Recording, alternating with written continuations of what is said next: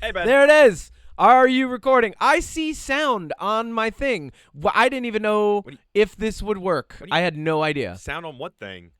On my GarageBand, it's working. Oh. My voice is registering, and I see it. Yeah, so is mine. That's how GarageBand works. Great. Yeah. I didn't know. I thought we would turn it on and just see a flat line and be like, fuck! Here we go. After a month, everything's quit on us. Has it It been was quitting on us. It's been a month. What? It's been a whole month. It's been a whole month. And we are... This is, Odie, episode 100. 100. Sponsored by No. Guacamole Doritos. No. Yes. And coffee. Well, yeah. That's always the case. Sponsored by Guacamole Doritos and coffee. It sounds like a gross pairing. You know, you're eating chips and coffee, which, for starters, guacamole, chips, and coffee. Oh, God. Weird as fuck combo.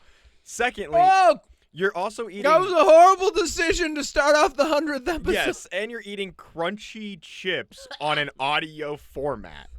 Yep.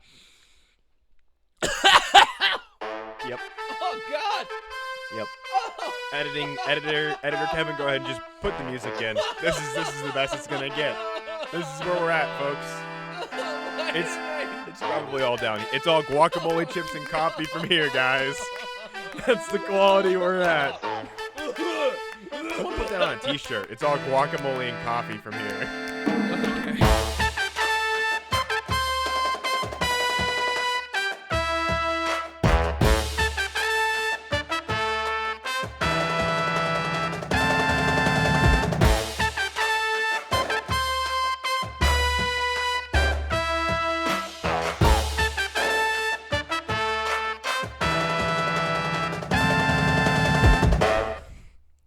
We're already Are started. you ready to clap? Yeah, I'm ready to clap.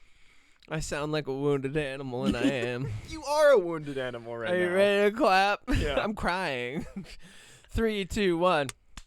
Welcome back to the UnPop podcast, where we refuse to continue eating guacamole and corn. No, you're the only one corn that was chips. doing that. We, as No. a collective, No, we. refuse to Only continue we. eating guacamole, corn chips, and drinking coffee alongside. That was a bad choice, Odie. That was I had a a bad choice. No, You're no, the no. chef. I had a granola You bar should have and a stopped me. coffee. You should have stopped me. You're the chef. I'm the captain. How am I supposed to We're know like what's 3,000 good miles for me? apart. What the fuck do you Welcome want from back me? to an UnPop podcast. Episode 100. I am your Capitan. If you need be reminded. Todo siempre. He, him. Even when we're off for a month. He, him. With me, as always, is... The chef cooking up guacamole chips and coffee stew. No! I threw him. Kevin threw the bag of chips across his room. See? That's what a good chef does. Well, That's what no. a good chef would have done. I'm here to make us stuff that's better than guacamole, chips, and coffee. The chef cooking up that Don't do delicious, that. wonderful, crispy content. So much content. Odie Matthews. They, them. They, he. Oh. What? Wait, what? You. On the 100th episode? Yeah. So I've come to this conclusion, Kevin. Okay. That- Here we go. I care so little about how people perceive me when it comes to my gender that I have just kind of been like, you know what? A lot of people he, him me, and I get it. Like, I do look very masculine. Like, I way even back to my Marine Corps haircut. Like, gave up on the mullet again. And I just don't care that I'm just like, you know what? I don't care so much that I prefer they. That's why it's at the front. But Okay. people are going to inevitably he, him, me. And it doesn't bother me. So why not just go by he, him? If strangers do that and it doesn't bother me, I'm not going to correct them anyways. So it doesn't really matter, you know? Yeah. So that's where I'm at. I totally get that. Still prefer I they, prefer them. Let me make that I clear. prefer yeah, I But- mean, I prefer he, him, and I get called things like asshole, douchebag, gay, like all the Hot. time. All the time. All the So time. yeah, but yeah, that's where I'm at. 100th Yeah. episode. Been thinking about that Okay. a bit. So also, Cool. They, he. let's talk about this, Kevin. Can we jump right in? I've missed Jump you. in. I mean, we've already jumped in. Because for those of the people that don't know, we don't talk outside the podcast. So we haven't talked in a month. At all.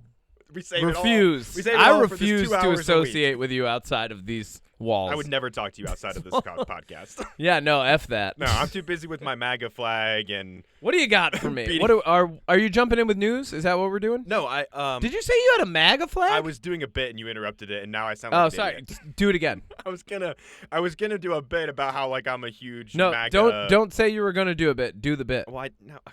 I got my MAGA flag and I got to go to my Trump rallies. That's why we're not friends outside the podcast. Ha ha ha! Anyway, moment gone. You're so funny. Shut up. Because the joke is you wouldn't. Yeah, right? Kevin. Because you wouldn't.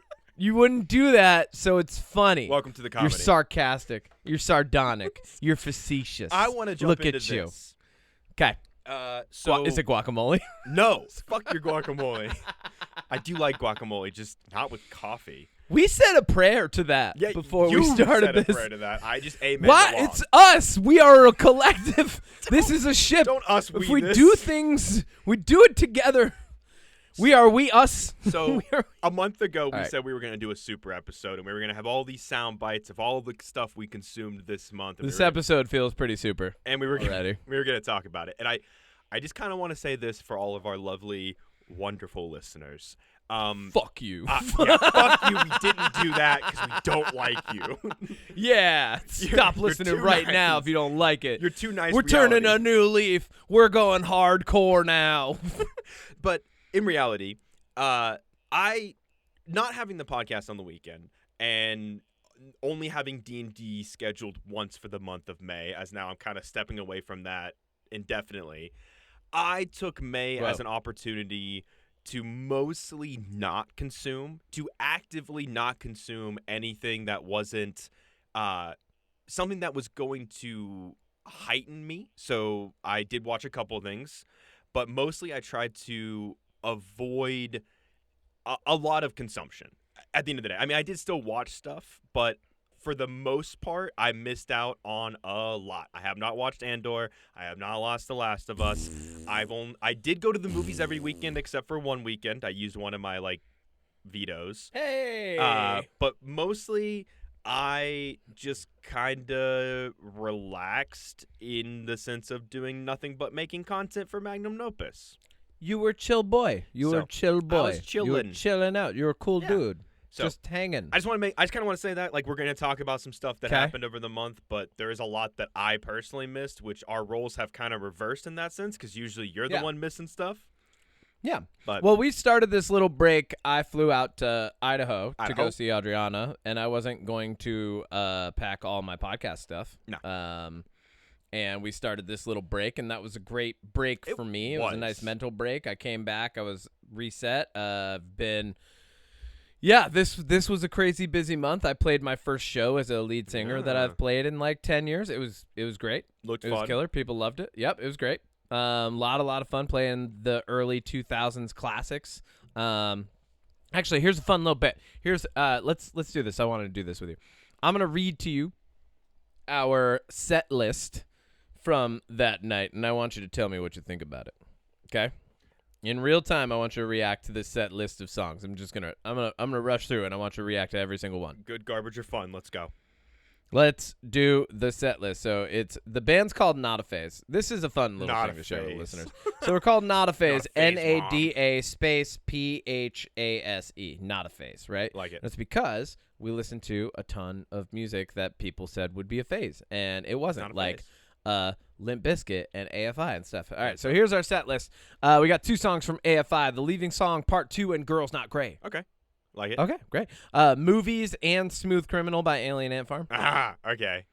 Dear Maria, Count Me In by All Time Low. Oh, fuck yeah. That's Yep. That's the best one The so Truth far. About Heaven by Armor for Sleep. Don't know But it. here's the kicker. At the end of that song, the note that you resolve on as the singer leads perfectly into Higher by Creed. Okay, I don't know the last one, but I know Higher. Yep. Do you approve? I love Higher. I have a Cool, funny story boys. about that, actually. All right. Boys of Summer, famously by Don Henley, but we're doing the Atari's version. Oh, okay. Bat Country by Avenged Sevenfold. Ah. Yep.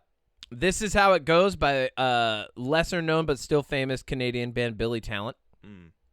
Yep. A lot of people don't know that one. I don't know that one. Hey Baby, Here's That Song You Wanted by Bless the Fall. Pitiful by Blindside. The Rock Show by Blink-182. Your Betrayal by Bullet for My Valentine. I already said Higher by Creed. Yeah, we're playing that song. Ooh, I've heard that. Why do people love that song so much? As a singer, I've listened to that song so many times now, learning it. I'm like, this song is not crazy, guys. It's not. I what just you haven't think heard it it is. forever. That's crazy. Yeah. Downfall of Us All and If It Means a Lot to You by A Day to Remember. Ooh, I love Dance If It Means a Lot to Dance You. by Fall Out Boy. Ooh. Yep. Perfection Through Silence by Finch, classic emo band, right at the cusp of the beginning of the emo era. Lollipop by Framing Hanley, originally by Lil Wayne. Right Here in My Arms by Bam Margera's favorite band ever, Him. How many songs did you guys play? 2.5 hours. Sweetness and Pain by Jimmy Eat World. Break Stuff by Limp Bizkit. One Step Closer by Linkin Park. Jamie All Over by Mayday Parade. Hysteria by Muse. Teenagers and Thank You for the Venom by My Chemical Romance. Face Down by the Red Jumpsuit Apparatus. Be My Escape by Reliant K. Bury Your Head and Come Close by Seosin. Smile in Your Sleep by Silverstein. Addicted by Simple Plan. If You Can't Hang by Sleeping with Sirens. The Best of Me by The Starting Line. Until the Day I Die by Story of the Year. Cute Without the E. Cut from the Team by Taking Back Sunday. The Kill by 30 Seconds to Mars, famous band of Jared Leto. All That's Left and The Artist in the Ambulance by Thrice. And Ocean Avenue by Yellowcard. Ocean Avenue. Yep. You know, there's a place off Ocean. Yep. That's one of those guys worked in a grocery store after they made it big because they. One of them works in a grocery store now after they made it big. That's what I'm thinking of. All right, so that was dude, it was a great set. Honestly, great night. You awesome. never know if you're gonna play to like 4 people or like 40 for your first show, and we definitely played to over 40, so it was a lot of fun. Dope. Yeah, and a lot of people don't realize this about playing in cover bands. You just get paid to play. So like original bands that are like scrimping and saving and like trying to make it big, you know, like that's cool. I really respect that hustle and that grind. I did it when I was younger, but like it was nice to get done with a gig and just have someone go, oh, by the way, the band made money off this and we can invest that into new like things for the band. My Creed Higher song story from this month. I last weekend I played a little bit of Helldivers. You sang Higher at karaoke? No. I was playing a little bit of Helldivers 2 for the first time in forever. I was listening to Creed. Nope. Would you let me tell a story? Just like you're like that SNL bit where he's singing just a small town girl, and Will Ferrell's in the audience being like, "Where was she going? What was there anybody else on the train? What was he doing?" Oh, okay. But I was playing because I was bored, and I don't know. I just felt like something fun to do. And anyways, so I was playing, and then all of a sudden, one of the randoms that I was playing with starts playing that song as they run into a horde of the bugs, and they explode with like a portable explosion that they had, and I just thought that was really funny. Hell yeah, that sounds great. That's John Helldiver. Well, it's been a month. You got news. I did not bring news. Right? We have content to talk about. There's no news! Well, here's the thing. There's a lot of news that happened, and there's so much that, honestly, we could just do an episode about the news. It's too much. And I didn't know really what to pick, and because we had so much content that we, wanted to talk about to that extent, I thought, we would just focus on that. All right, well, let's just kick off our Super Jam episode then, Odie.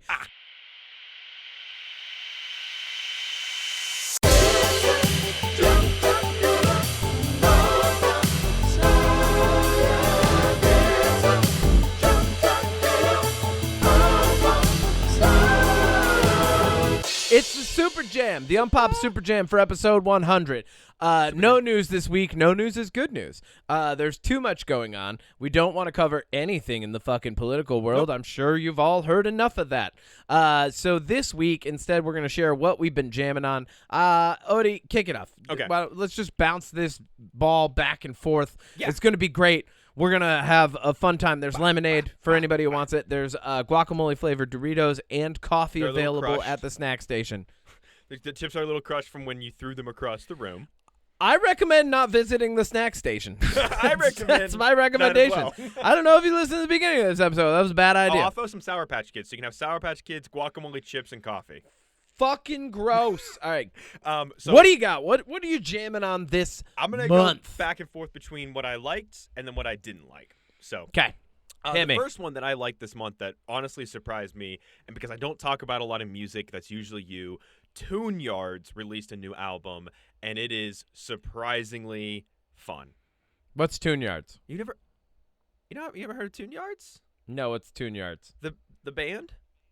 Nope, never heard of them. What's up? Whoa. Okay, their most famous song, I would probably say, is the song Gangsta, and that's Sing because it played in an episode of Letterkenny when Letterkenny was at Sing its it. height. Sing it. I can't. They're more of a. They're like very. They're very like. A lot of their sound, like they're not as much on the vocals as they are just on the sound. Like Gangster has like a minute and a half opening, and like 30 seconds of that is like a siren, like a remixed siren. Okay. Really good album if you like more like Noise rock. Yeah, like it's definitely got like an indie feel. They have a very independent feel. It's just a really fun Cool. album. Cool. I thought for sure you would have known who they were, but No idea. well, that's a little Never fun one listened for to you. them ever. If you get a chance, their album, it's a short album too. Yeah, next time you're driving to work or something, check them out. Hell yeah. Why? What did you like? Keep going. Keep going. Well, I want to talk about. I mean, that's all I really had for me. Oh, well, then another album that I like that also came out. Do you know Kaleo?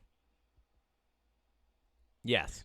So he released an album this month called Mixed Emotions, and the first track on that album is a song called Bloodlines, and it is really good. Honestly, the whole album is really, really good. It was one of the ones that I listened to when I was editing, so I usually listen to it about 3 times through.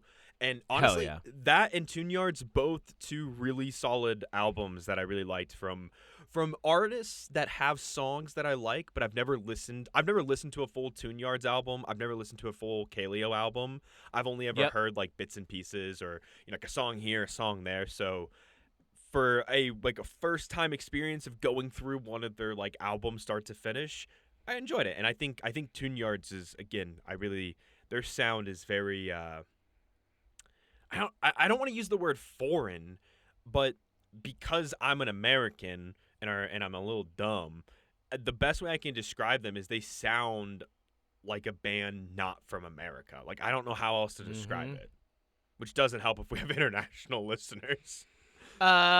Cool. Sounds good. What else? Hit me. Dude, Keep going. Why do you? Let's run through it. I thought we were going back It's and your forth. shit. Oh, did you want to go back and You forth? literally said we're gonna pass the ball back and forth. All right, it's my turn. Yeah. So this month, I'll just run through all my music real quick. Like, I figured you had a bunch. I stumbled upon first a friend of mine who I work with. His niece Layla Mock released her first single in a long time. It's called Home. It's actually really beautiful. She's got a great voice. Highly recommend checking that out. 7 Year Witch is a band that I forgot that I had listened to a long time ago. Like they're like one of those bands that's kind of like in the rock realm, like kind of like a Black Keys meets like Wolf Mother type thing, like they're kind of just straight up rock and roll, like in the classic sense. And they have a newer album out that came out in 2024 that totally I missed, and like it's really good. It is called something about vampires, Vampire Calamity, which just sounds like gibberish if you're talking to somebody, but it's really, really good. Other things that I really I consume more live music than anything else, like be it through band practice, being live, seeing other bands that I like know and support live. I went and saw Dance Gavin Dance, Dwellings, and the Home Team in Worcester, and that was absolutely phenomenal. Killer show. It was really great to see Andrew from Dance Gavin Dance and Idola and go grab dinner with him before the show. It's probably like, this is like a really cool thing. Like I kind of had like a moment where I was like I had tried to call him that morning, and then he just texted back and like, he was like, how many tickets do you need? I was like, dude, we already bought tickets to support, but do you want to grab dinner before? And I just love that, like, I'm at a point in my life where a lot of my friends who are doing well in different things, if I tell them that I'm showing up for them, they want to make sure that they're showing up for me. Like, I love the reciprocity that I've established with a lot of people. Yeah. So it was great to grab dinner. And then I was chilling outside stage, watching the show, my friend Alyssa was crocheting a robot for Dance Gavin Dance because they have the robot with human hair, and she was crocheting him for Andrew, who just had his first child this year. And so, like, it's just like a wild thing, like standing next to a friend. Like, we're in our 30s now, so like crocheting side stage is just normal. Like, we're just like, yeah, that's what you do. Like, we're not there to like lose our minds wantonly. And then I turned around, and who was behind me but famous Magic the Gathering content producers, the Nitpicking Nerds. And I was like, oh shit, I know you guys. And then we were just shooting the shit and talking about the new Final Fantasy set coming out while Home Team is rocking it out on stage. Like, it was really great. Like, all in all, just great concert experience.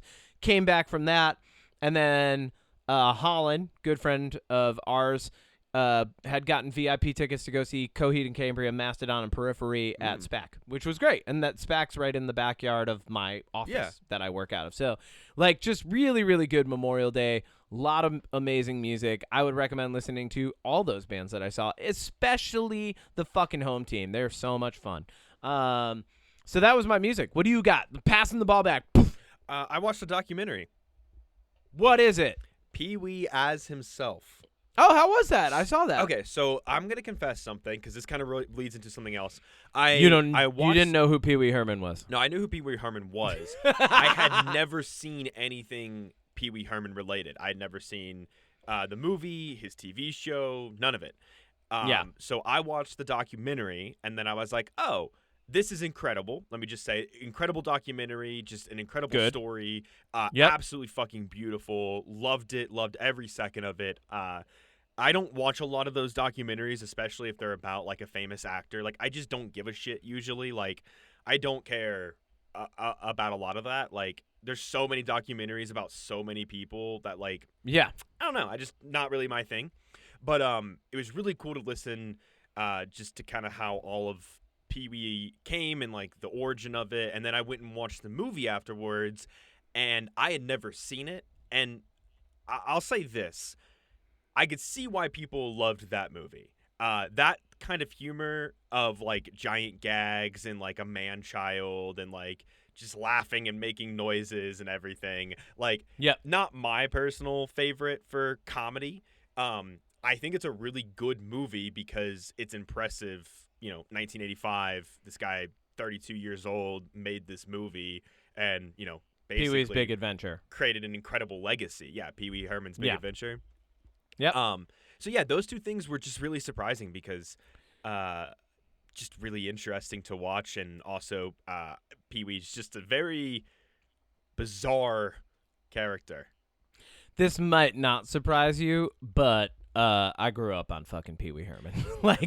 That was one of the shows I remember loving as like a 3-year-old. Yeah. Like, I have deep-seated memories of just like, I love Cherry and Jambi, his genie, and actually Pee Wee Herman, his show, the Pee Wee Herman show was where I learned what moshing was. But they had it on an episode where they went to a literal biker bar in the show for kids, and jumped around. They called the dance the pogo, like, because they were jumping up and down. Biker bar in the movie too. Yeah. Well, he does the tequila. Well, right. But I'm saying he does a dance in a biker bar. The very famous. Yeah, but like in the show, like it's just wild in this like show for kids. He goes to a biker bar and moshes, and he's like, "Yeah, this is how we dance." Dude. Okay, so I wasn't gonna bring this up. I watched Kazam for Magnum Opus. Little peek behind the curtain. The Shaquille O'Neal one. What's Kazam? Kazam, the one with the Shaquille O'Neal where he's a genie. Yep. And so I watched that, and I watched most of my Magnum Opus movies twice. I watch them one day, and then I'll watch them the next day. And both times when I'm watching that movie, it's just so funny that 1990s kids movies, they had to be as sad as fucking possible. I forgot that basically the entire plot of that movie is that this 12-year-old, his dad's been missing for 10 years, and he just wants to be like in his life, but his dad's like caught up in drugs, and the kid's like bullied by 20-year-olds, and like everybody's sad and doing drugs. Oh yeah. It's really fucking funny. Anyways, I wish my dad wasn't on drugs. Sorry, can't do that, kid. My dad was a criminal, and he loved me. Sorry, can't do that. My mom's new firefighter boyfriend would just fuck off. But actually, I love him at the end because, lessons. Anyways, yeah, Pee-wee.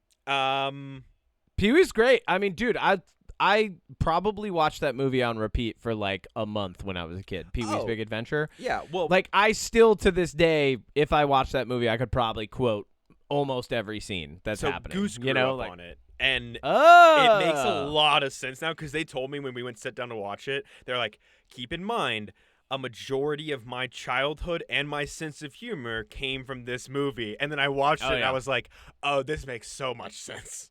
And I mean, that's a good thing. Because here, when it came to like, and we had this, Goose and I had this conversation after we watched Pee-wee.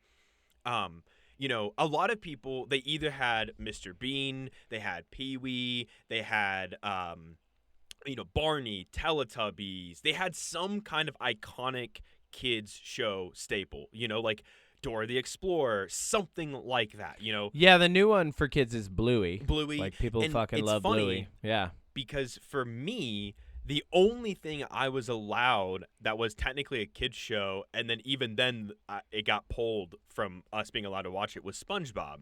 But after about like a couple seasons, my mom was like, oh no, this is bad for kids because SpongeBob's gay.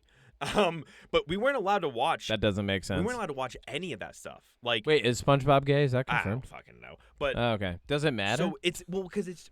I guess where I'm going with this is it's funny because like, I think I always find it compelling when people are like, oh, this is a huge staple in my childhood, and I'm like, the only true staple of my childhood for like shows and content is VeggieTales. That's the only thing we were allowed to fucking watch. Oh, the Christian show. Until we were at least like 10. We love that. Yeah. Oh God. So I watched a lot of the 90s content in like the mid or early 2000s. I remember VeggieTales came out. I was probably somewhere between like 9 and 12, and I saw one episode of it ever, and loved it. Nope. Just immediately was like, oh no, not this. Sucked. Yeah, not this. Yep, bad songs on that show. Not great. I'm gonna throw this in here as well, because I do want to Don't talk they have about Carrot Jesus on that show too? Yeah, it's Carrot Jesus. It's bad. Yeah, Larry Boy. I mean, I'm down with Carrot Jesus. That's fine. Who isn't?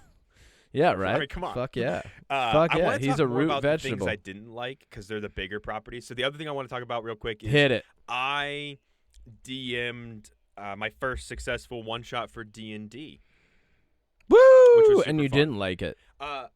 No, I loved it. I had a good time. I liked it, and I put a lot of effort into it, which is part of the reason I kind of took a break from consuming content. Is I actually did some escapism of your own. Yeah, Goose and I built a 3-layer pirate ship scale model of the battle map. I know. I saw that thing. It looked dope. It was fucking awesome. It was a huge hit with the group.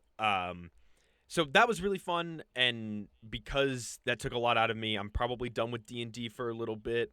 Because of that, it was a really good opportunity to kind of explore that area, take a break from nonstop content creation and do something different.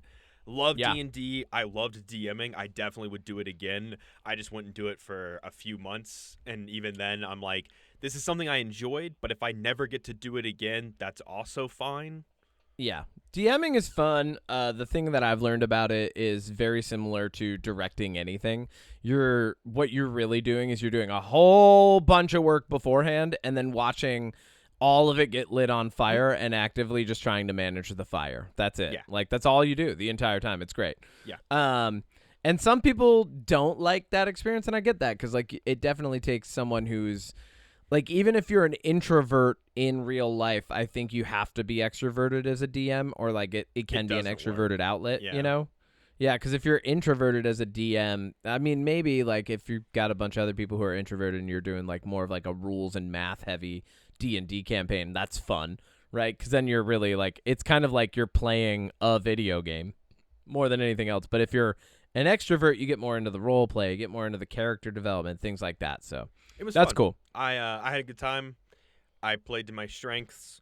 It was a high seas pirate adventure that ends with the Kraken trying to sink the ship, so they have so many rounds in turn-based mode to get off the ship. Oh, you did Pirates of the Caribbean too. I did Pirates of the Caribbean 3. No, yeah. No, that's 2. That's number 2. I could go. Remember the Kraken sinks the ship? This was a Pirates of the Caribbean meets Suicide Squad. Cool. So it was super fun. Pirates of the Caribbean. Wait, which Suicide Squad, James The Gunn? good one. Suicide Squad? Yeah, there was 3 evil pirates that were like hired because they're bad guys, and then there was one good guy that was there to keep them in line. Hell yeah. It was awesome. Great. I So, lave that. What else you got? I got 2 movies after you. I mean, for me, really, the only thing that I really like consumed. So I've got 2 things. So I am most of the way through Brandon Sanderson's second book in the Stormlight Archive series, Words of Radiance. This is like, I'm not going to give it a rank yet. I'm not going to be like, oh, top 5, like whatever, right? Like I've got to finish it. But I am going to say it's climbing its way up to my favorite shit ever. Like it's really... Whoa.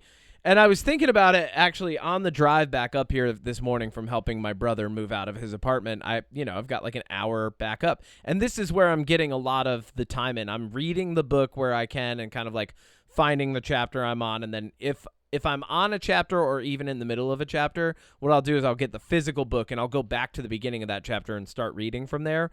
But if I'm driving in the car a lot, and I've driven a lot this past month, what I'll do is especially on the longer drives, like hour plus, I will listen to chapters, so like that helps me to keep progressing through the book, even on days where maybe I don't have time at the end of the day to read it physically, which was one of the best moves because I have the Audible subscription, but then I love having physical copies of things.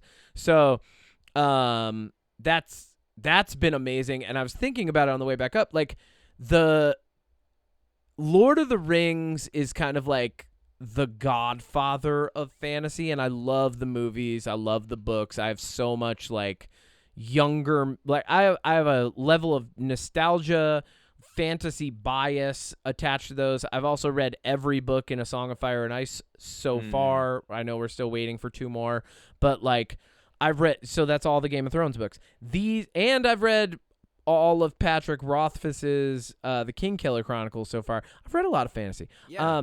But these books have kind of paved the way for me to really appreciate the voice that Brandon Sanderson brings to both, to all of his characters, really. Like, he's doing characters that are different races and exist in different classes, and he'll do chapters dedicated to each one and really give you a sense of who that person is at their core, like what they're thinking about, how they move, how they speak to other people. And then you have chapters spoken from another character's perspective where they interact with that character, and like it just feels so much better than so much other writing, like than so many other things that I've read where like characters come together and it's like not everything that you thought it would be. And I said to a friend recently, like, I feel rewarded even when I guess what's going to happen in this book. Like when I know what's going to happen on the next page, like I'm like, when I get there, I feel rewarded. And I think that's the mark of a masterful writer.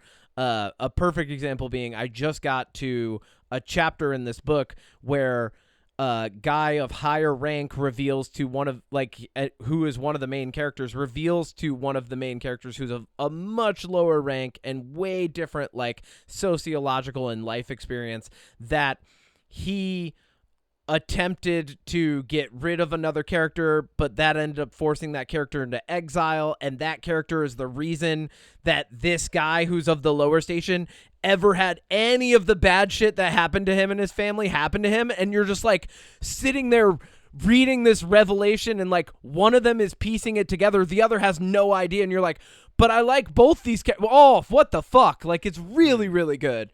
And not only that, he didn't do the sappy love story thing. Like, there's 2 characters who get put into a betrothal, and when they first meet each other, they actually are attracted to each other. So instead of like the whole back, like there's no like tropiness of like, I'm an independent woman, I'm a stuffy like, man. Like, I'm hot. All yeah, right, let's do yeah. this. It's none of that. Like, both of them were like, wait, no, who is that? Like, it's really cool. It was really cool. I was like, oh, this is not what I thought it would be. And he continually subverts my expectations while revealing key pieces of his world building that are just like beautiful and unique. So like, I can't say enough about Brandon Sanderson's writing at this point. I'm on book 2 of the Stormlight Archive. I'm definitely not reading any of this in the right order because I don't think you're supposed to start there. But I recommend it to fucking anybody who likes books and fantasy, period. And then the other thing, and do you want to do an episode on Andor, or do you just want me to like fawn over the perfect thing that is Andor? Because this was also perfect. I'm gonna watch it this week. So, let's approach this way then.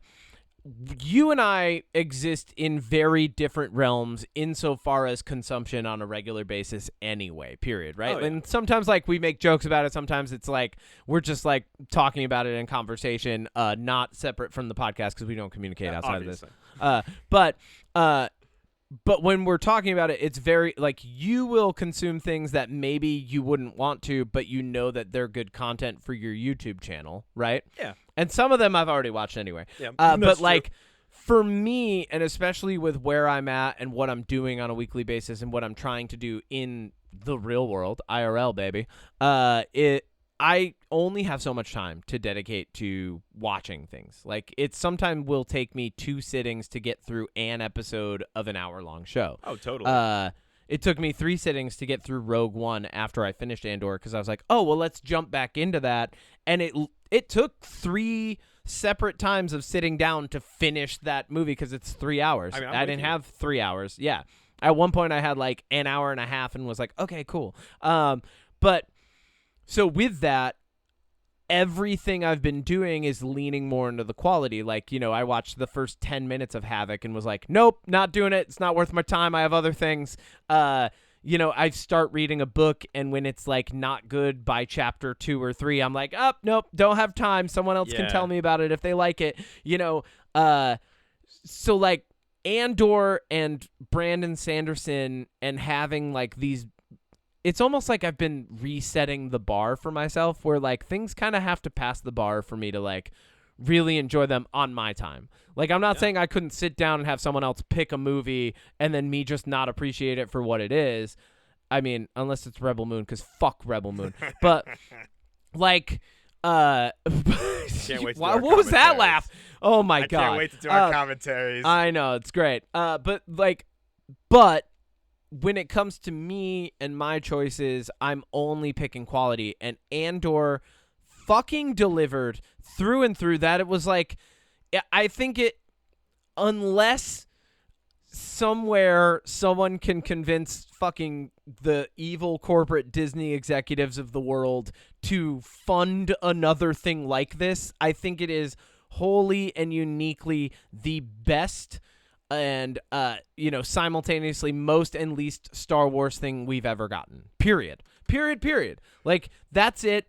And that's in an I'm saying that a little bit from an opinion, but really also kind of viewing it objectively and analyzing it for all the things that it is and represents within like the world of Star Wars and its like world building, and just like, I mean, even on a popular opinion, people relatively unanimously agree like this was the best Star Wars thing. Yeah, but you know what sucks about Andor? And what sucks about it's Andor? Not anything to do with the content. Now that I just said how great it is, okay, what sucks, it's not anything Odie? to do with the quality of Andor, but You don't like the costumes. no. What sucks about You didn't like them? no, I think the costumes are terrible. I'm kidding. No, they're awful. What sucks about honestly, what honestly sucks about everything that happens from episode 1 to episode 6 and everything in between is the fact that we know You're talking about the Star Wars movies. Yeah, Star Wars movies. Okay. That within 20 years post episode 6, there's just another empire and another rebellion that does everything again, just less interesting. Like, that was my complaint when they initially started doing the next trilogy. I think, yeah. And as somebody who still appreciates... Wait, why does that suck about Andor? Well, because, hang on, that's what I'm getting to. So, okay. As somebody that appreciates all the good and the bad with Star Wars, like, yeah. I don't like the sequel trilogy, but it's a part of Star Wars, so, like, whatever. Like, there are things about them I like. But it sucks that we get this incredible story of how this rebellion that was forged, if you've seen the animated Clone Wars series, if you've seen the Bad Batch, if you've watched Rebels, which if you haven't, I understand it's kind of a kid's show, but like if you've seen all of this content that it is between episode 3 and episode 4, it paints this 20-year epic journey of people standing up against this corrupted empire, leading to self-sacrifice to ultimately bring them down in the end. And then episode 7's like, hey, this is the Empire 2.0, and we're gonna have a couple scrimmages across 3 movies, and then they're gonna summon like 1 million Star Destroyers, but then there's gonna be lightning in the sky, but it's fine because Rey's all the Jedi or something, and the day is saved. What was episode 7 called again? Force Awakens? Ah, yes, the Force awake. The Force has been awake, It's been awake, baby. It's been awake. But you know what I mean? Though? Like Andor. Wait, so why does that suck about Andor? Because it just means that like you get this like it doesn't. Andor doesn't suck. It just sucks that. Oh, that's what I was trying to say. Is Andor doesn't suck. It sucks that we have this incredible story of how the first empire was taken down, but it kind of loses its punch when you learn that it really didn't matter in the end because the Thrawn still came back before the first empire or the First Order. Yeah, the First Order came back. So it's like there's always an evil threat. So Andor in the end, in the scope of Star Wars, Andor mattered, but also like it's a drop in the bucket, which sucks because it's the best thing, but it's just a drop in the bucket on the grand scale. Well, Andor kind of so. Not that I'm any sort of like creative genius or anything, but Andor kind of filled the spot that I had been saying for years I wanted, which was like, I don't want Jedi stories anymore. Agreed. I want a story about someone who's not and even Rogue One, when I was watching it, I'm like, of course this guy fucking uses the Force, like the monk, right? Well, the he sort Jedi of Temple does. monk. He fucking does, because if you're deaf and blind or whatever you are, and you're fucking stepping around, and you can avoid, whatever, who cares? I care. No, but like it's Force attunement, right? And it's like a superpower, right? Like when you do it, it becomes a superhero movie. And I wanted someone who wasn't a superhero, and like Andor did that. It gave us like a nitty gritty story with people who have real world consequences, and like. If you've seen Rogue One, big spoiler alert for Andor and Rogue One, he dies at the end. He gets blown up. No, he's alive. No, he's he goes fucking back dead. As Darth Andor. He's obliterated. Somehow Andor's back. No. Somehow Andor's returned. Right. That someone says that to Palpatine. He's like, oh fuck, no. my plot hole. Why'd they have to get me in my plot hole? But yeah, so but no, like it filled a gap that I knew I needed. And then like here's a really funny thing that I've noticed too. It also like it was the first Star Wars that was like really properly for adults. Like kids can watch it, but this is a political thriller on the level of Tony Gilroy, which is, he wrote the Good Born movies, right? We've talked about this. Yeah. So like Tony Gilroy, who writes really great political thrillers and espionage movies, has written now the most perfect little espionage nugget for adults in the Star Wars universe. And like having it fill that niche is so cool, but it's so different from everything else, even sonically. And I was over at my friends Lindsay and Andrew's house last night. We got to talking about this, and Lindsay plays classical music, so we were cracking up. But like when you go from Andor with all these beautiful subtle themes for each character and like all these wonderful scores that were like broken out to really underlie the emotional journey of the show by Ludwig Göransson, to Rogue One, which is by all means a Star Wars movie, scored by John Williams. It goes from like this lovely, like these violins and like these subtle, like the little like Andor backdrops, and he's got like his theme song plays in the background of certain scenes when certain things happen. They kind of rise up triumphantly, but never too much. To fucking Rogue One, like right off the rip, it's like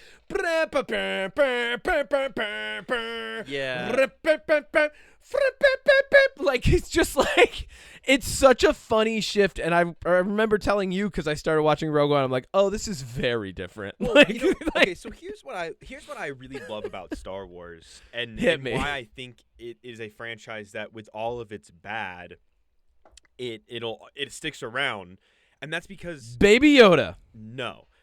The Sand People. Yes. The Tusken Jawas. Raiders. And actually, this is my pivot point into my deep dive, the history of the Tusken Raiders. Woo! No. Hope y'all were ready for this. That was all Bait just an switch, intro. We're 40 minutes in, baby. and here we go. It's a deep dive episode 100. Super episode. All right, Sand People, let's start. Where did they come from? Why are they here? What are they doing? What's their favorite color? Are they unionized? No, but Star Wars has They're something. not? No, they're not. Of course not. But Star Wars has something for everybody. You know, like, Yeah. a lot of people say the prequel trilogy is truly, like, the most kid-friendly, you know, of the live-action Star Wars stuff. And to that extent, like, they're right. And, you know, the original trilogy is really for the die-hard fans that, you know, either maybe grew up with it or just, like, you know, the basic outline of a Star Wars story. You have the sequel trilogy, which is for a new generation. You've got animated show for kids. You've got shows that are directed for kids. You've got shows that are anthology and different anime styles with Star Wars Visions. What did you say? Books, comic books. But there's something for everybody, and like I think it's Pod Racer. It's fun because like I'm with you. I love Andor because it's a political thriller. I love Solo because it's a fun little like swashbuckling space heist, you know, grubby guy trying to figure shit out. You know, I think there's a lot of things in Star Wars that they do right in that area. You got the Star Wars Goonies with Skeleton Crew. Jude Law. Yep, we got Skeleton Crew, aka Star Wars Goonies. That was really good. Had fun.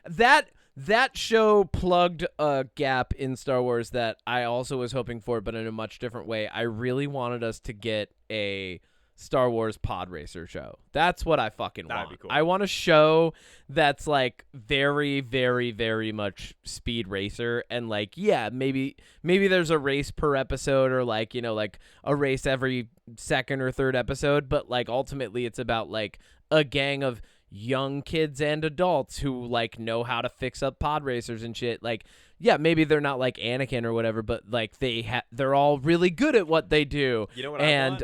That's what I want. I want that, because then like the drama's heightened, and these are characters that they never have to show up in a movie. You never need a cameo from them anywhere ever. Like, they can literally just like even if everything turns out perfect for them forever and it's like a happy ending and they just go off into the universe, you don't need to know where they are during the rebellion. They did their race. That's it, you know? Yeah, but you know they would fly in on a modified pod racer to be in space and drop a bomb and go, and then you'd cut to them and be like, I'm here, Chip. And they'd be like, my God! Who's the pilot who's in, like, every Star Wars now? What's his name? I don't know. What's his name? It's like Han or something. Han No, Solo. not Han. No, not Han He Solo. says, What's Thanks, his name? Han Solo, I saved the day. Biggs. Is it Biggs? Sure. What's the guy? He's always in the fucking X-Wing. I don't know. You know who I'm talking about. He was in Mandalorian. And he would show like they would fly in alongside him for a mission. You know what I want for Star Wars? You know what I want to see? What? I want to see a proper road trip style Star Wars movie. I want to see on one planet. No, not on one planet. I want to see like because Skeleton Crew kind of was that. I want to see like a buddy comedy of two. I want to see like two stormtroopers that like got deserted on a planet, and now they just like hijinks, like Harold and Kumar style, hijinks themselves back to the Death Star. You want like, dude, where's my Sarlacc? Yeah, dude, where's my Sarlacc? you want like, dude, where's my B-wing? Like, that's what you want. Dude, where's my speed racer? Oh, dude, where's my B-wing would actually be really good, because B-wings don't do well in space, right? No, they're bombers. So that would be cool. Yeah, wow, we're such fucking nerds. This was a great Star Wars episode.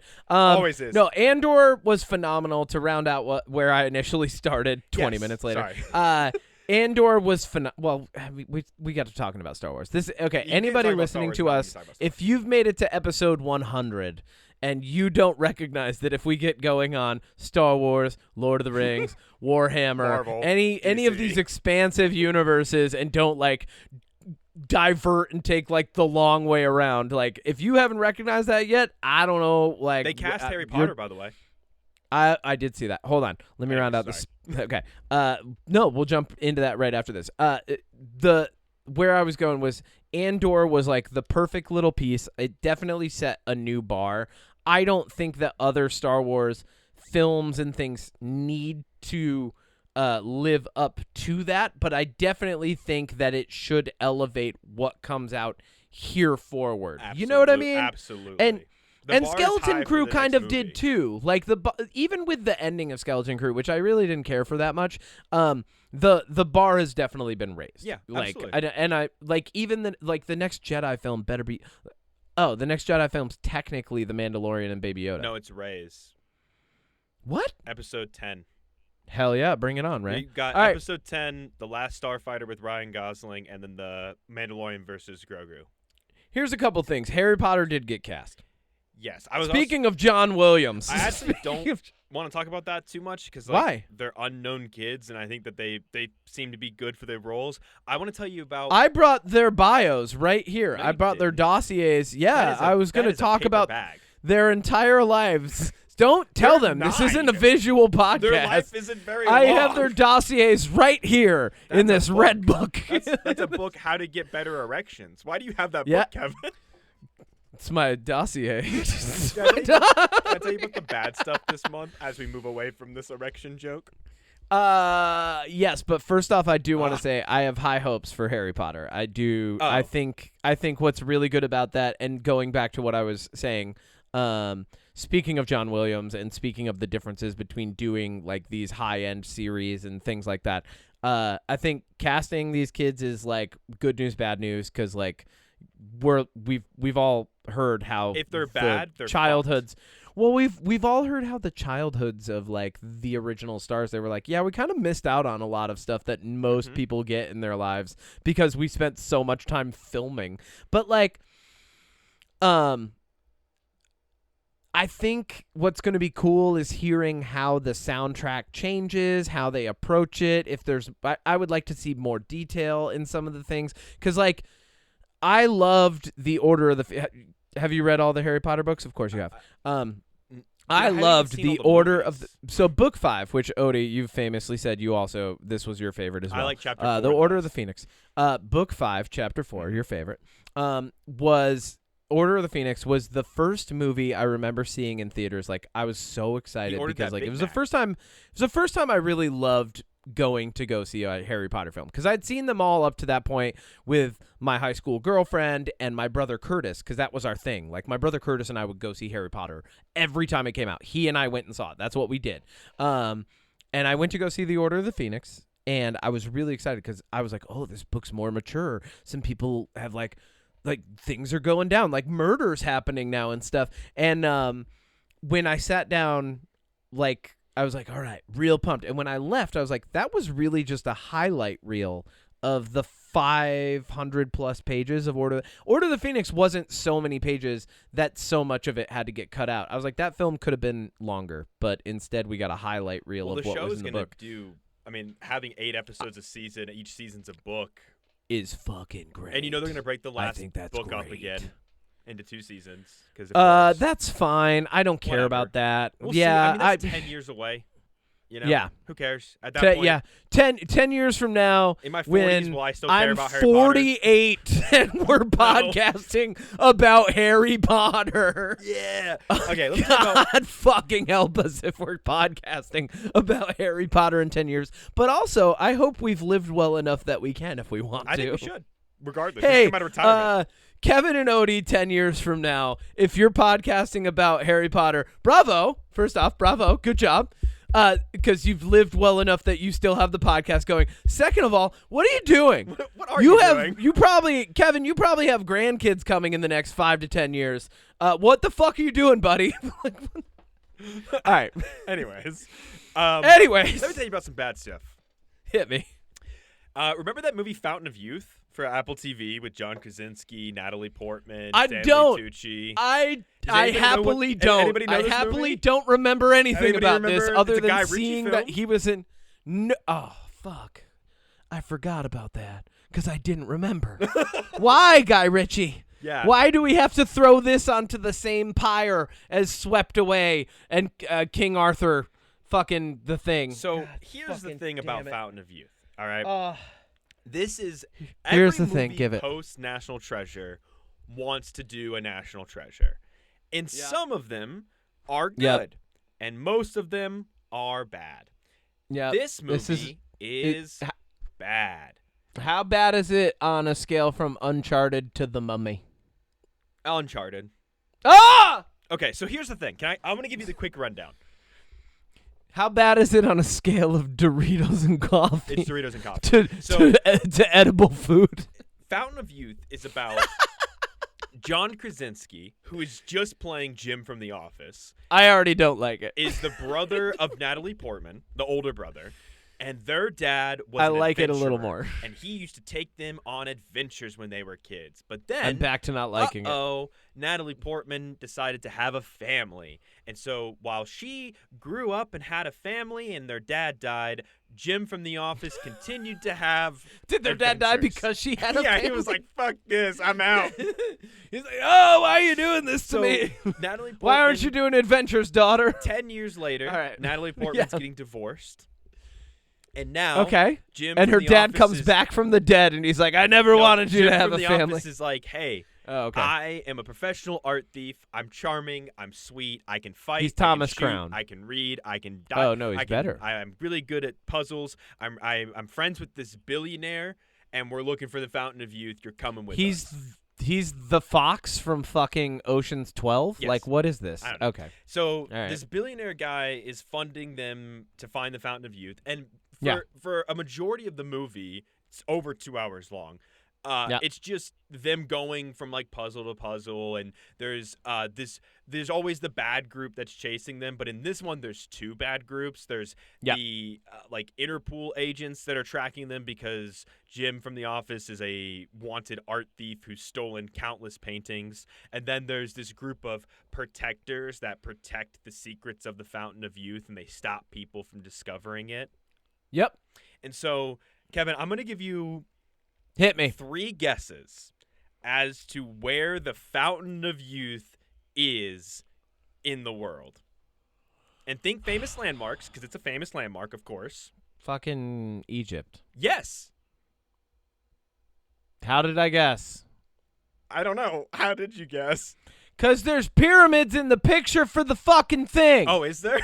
Yes. They're in the background. Is there really? Yes. I didn't know that. Yeah, it's under the Great They're Pyramids. treating the audience like they're stupid. Dude, okay, so here's the best part of this movie, and by best part, I Okay. mean the worst part. The billionaire Great. guy, his whole spiel, he's like, hey, I'm I love dying. how he doesn't have a name. He's just I don't billionaire remember guy. his name. I think it was like The Owen. billionaire guy. The billionaire guy. I think it was like Owen or Just Elon call him or something. Bezos. Just call him Bezos. His whole thing is he's like, I'm dying, and I want to find the Fountain of Youth because it can save me. Because I don't want to die. And Jim from The Makes Office sense. is like, I want to find the Fountain of Youth because I want our father to be happy, even though he's dead or whatever. Okay. And so they go through like the pyramid and the puzzles, and they go down and they go into this really big green screen CGI room, and then they I go love how down you to just go, another big green puzzles. screen CGI room, and then there's this little bit of water on the floor. And it Yeah. turns out, would you believe it, the billionaire guy was bad, and he was actually selfish, and he wasn't really dying. Would you Okay. believe that, Kevin? Yeah. Yeah, well, that's what happens. And then he tries to get Jim to drink from the fountain, but Jim doesn't. And then the billionaire guy does, and he dies. And the movie ends. Because it's not the Fountain of Because Youth? if you drink from the Fountain of Youth and you want the powers... Oh, wait. If you drink from the Fountain of Youth and you love There's somebody, complicated it'll rules. drain their life force to give it to you. But if you drink from the fountain and you don't love anybody and you only love yourself, it'll kill you. Okay. So the whole movie was a big, well, I guess we learned our lesson about narcissism. Kevin, this movie sucked. Yeah. That sounds horrible. You know what else sucked? Who wrote this? Jesus. I'm just kidding. Wow. You know what All else right. sucked? What sucked? Lilo and Stitch. Oh, Can no. I tell you how I am so disappointed in this movie? Oh. Lilo and Stitch is such an easy story to get right. At the end of the day, it is about a little girl who is weird and wants a friend, and that friend shows up in the form of Stitch, and Lilo has an older and sister they become named Ohana. Nani, and Nani, despite all of her flaws, always loves Lilo, is always there for Lilo, and does whatever she can to take care of Lilo because she knows and they become Ohana. They become Ohana. In this movie, they made Nani mean. They have this weird subplot where she's trying to go to biology school. There's characters that didn't exist in the original that they put in here for no reason. They completely changed Cobra Bubbles. Zach Galifianakis voicing Jumba is up there with Chris Pratt voicing Mario in the worst decisions for voice acting ever. They removed the main antagonist Gantu, and the reason was, well, it's too much story, but this is longer than the original, and they added elements that weren't in the original. And on top of all of that, Kevin, Cobra Bubbles has a mustache for some reason. Well, that's just unacceptable. It is. I don't. Oh, and Jumba's the bad guy at the end. He tries to instead of coming around and being like, actually, I'm gonna help you, Stitch. Oh, because they didn't have a villain, so they were because they didn't have Jumba's Bantu. like, I'm gonna turn you into 627, Stitch. That's so dumb. It sucked, dude. I'm not even gonna go much further. There's a moment in the original, and this is the best. I think eventually I'm gonna do a comparison on Magnum Opus of these two, because this is an atrocity. I'm so mad because. Okay. The original Lilo and Stitch is such an easy movie to get right. But the biggest thing I can say about it is, in the original, when Lilo is trying to teach Stitch to behave at Nani's job, they end up getting Nani fired. And instead, and in the original, Nani's like, don't worry, it's okay. I heard that guy was a vampire anyways, which is a callback to when Lilo said that she thought Nani's boss was a vampire. Nani doesn't get angry at Lilo for what she did. She plays it off as a joke, and she moves on, right? She's very kind with how she deals with that situation. In this one, she literally tells Lilo to go away and that she doesn't want to hear it when Lilo tries to apologize. Damn. Yeah, that's all right. That's fucked. You know what else is fucked, Kevin? What? Hurry Up Tomorrow. What's that one? That was The Weeknd and Barry Keoghan and Jenna Ortega.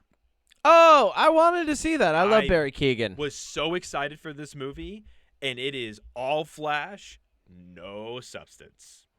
Okay. It's I'll probably still watch it. I want you to when it comes out to streaming, because I'm curious what you think. And if anybody else has seen this, I'm very curious. Email in, because I would love to know what you think. Here's a funny thing about The Weeknd. The Weeknd came out in 2011, right? Yeah, he's been around. Abel Tesfaye did a remix of Trust Issues by Drake, and it was so fucking good. It was better than Drake's. And then he very quickly put out 3 mixtapes, right? Then got signed to OVO. So OVO became OVO XO because The Weeknd also started producing on tracks for Drake, including multiple tracks on Drake's Take Care album.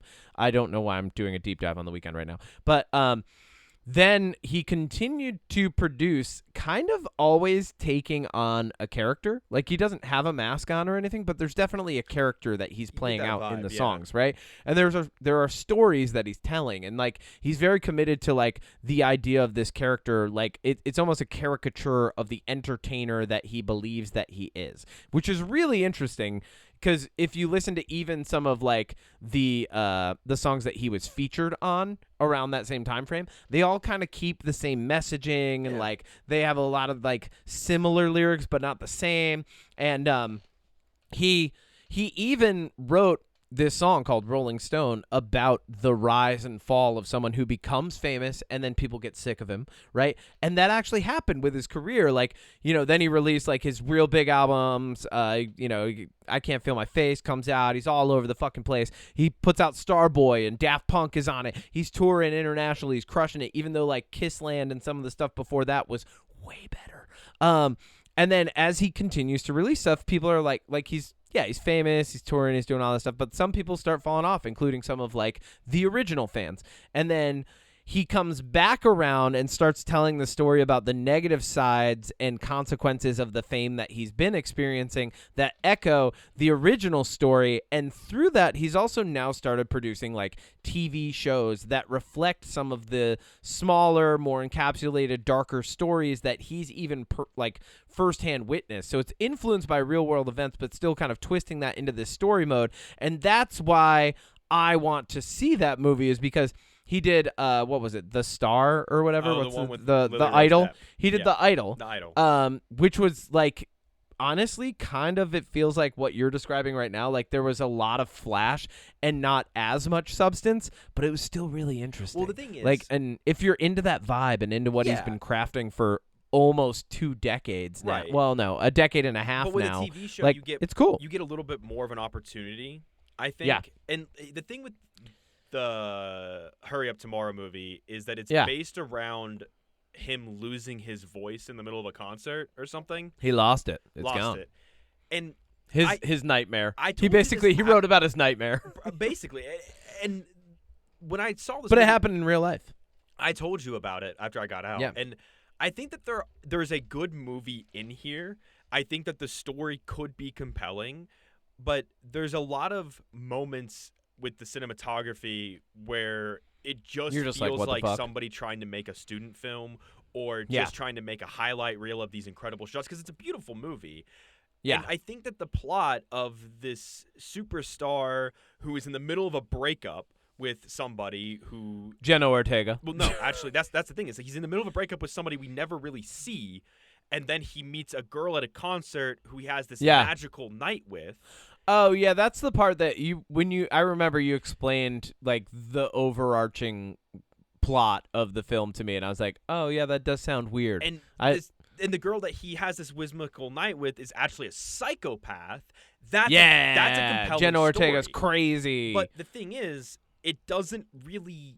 By the time they have their night together, the movie's Yeah. over halfway. Oh, yeah. Wait. yeah, Yeah, whatever. Anyways, yeah, and like again, the movie opens with this voicemail from this girl being like, "You destroyed me. You made me feel terrible." And then we cut from that to Jenna Ortega's character, and you're like, "Oh, what's going on here?" And then you find out 30 minutes later they're 2 different characters, but the movie set it up like they were the same, because the girl on the voicemail even kind of sounds like Jenna Ortega. I'm gonna have to. I really need to watch this and see like what I can pull out of it, and like then ask myself, are you just pulling things out of it because you like The Weeknd? I would be so curious what you think.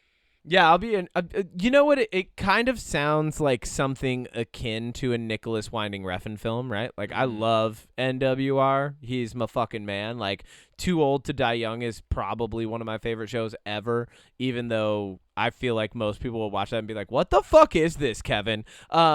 So really into like that, the more stylized, like I love art house shit. I'm Me such too. a fucking Absolutely. I'm such a shill and such a fucking hipster that like if somebody showed me some art house stuff, I'd be like, well, no, see, it's a little better because like, But I want the art house because stuff the to still lighting, have- because the lighting. like art house to me though, it's more about I want the message to reflect the art, and I should, yeah. and if it looks good, that's great. But if the story is trash, I don't give a shit. It can look mediocre and the story be great, and I'll like it more. Yeah, I should probably raise the bar on art You should. house films for myself. Well, I have one more for you. What do you got? And it sucked? I told you I saw It was a bad movie. thing? Another bad thing? Yeah, this Okay. was very mediocre. Okay, what's it called? I finally got to see Mission Impossible. The Oh. final Mission Impossible. And it's very mediocre. Look, I think Hollywood made a mistake back with Twilight and Harry Potter and Hunger Games. Oh, and I all thought you of were going to these- say letting a Scientologist have this much power. No, all of these part 1 and part 2s. I think these, Okay. because Yeah, originally yeah. it was the Final Reckoning part 1 and the Final Reckoning part 2, and then they switched it to Dead Reckoning and Final Reckoning. And I think this movie, the biggest problem, and I think I've heard a lot of people say this already, so I'm going to go ahead and just add to that pile. This movie treats it like you haven't seen any other fucking Mission Impossible movie, and it's the weird. last one.